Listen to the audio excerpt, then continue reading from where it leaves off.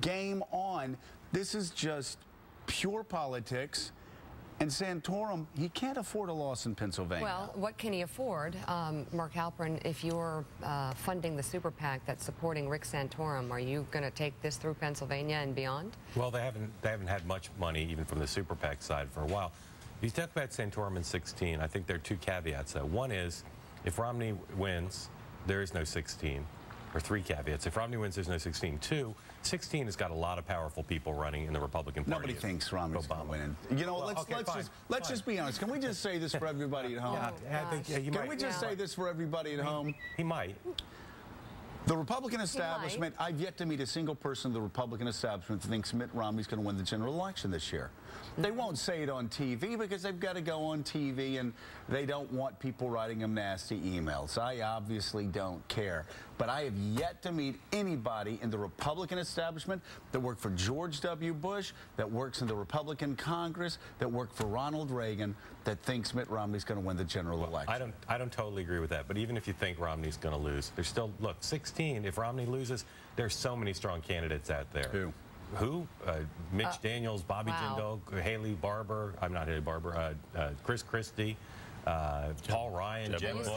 There's just a million. A lot of their time. But I'll tell you the other thing is, this was a lot of those guys. This was their year. Here's the main thing about Santorum and this notion of pressure to get out for 16. Nothing about his success, from his point of view, has come from the establishment.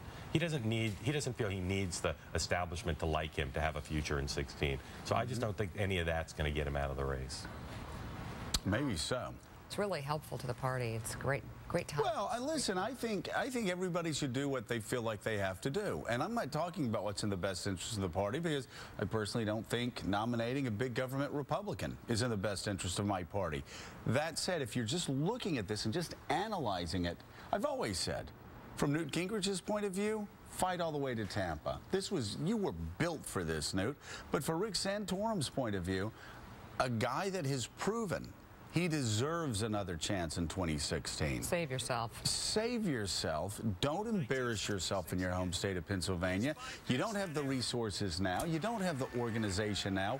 But you sure as heck can start working today to be prepared in 2016. The people who would propel him in 16 think Mitt Romney is an illegitimate nominee. And I don't think they want to see him give up now. Well, I think most conservatives think Mitt Romney's an illegitimate nominee. Yeah, we'll see. But does Rick Santorum step on the landmine for all these other people? As John said, he's a cause candidate. Yeah, well, you know, I've got lots of causes too. I like to win. I like to win for my causes. All right, as Mitt Romney moves. I was just going to say, we've seen, to your point about Pennsylvania, we've seen with the Romney campaign to do someone when they want to vaporize. Remember Newt Gingrich in the state of Florida? Yep. Coming in hot out of South Carolina.